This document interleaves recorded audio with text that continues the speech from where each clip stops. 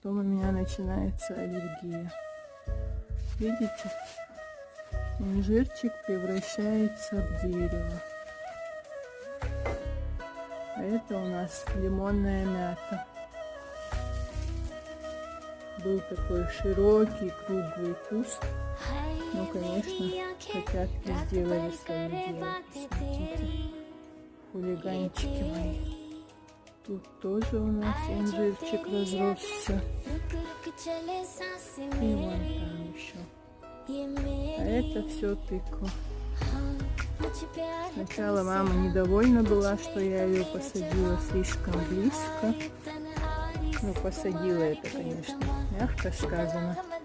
Иногда раскидываю семечки, иногда просто хожу втыкаю их в землю. Это наша розочка. Раньше роз было больше.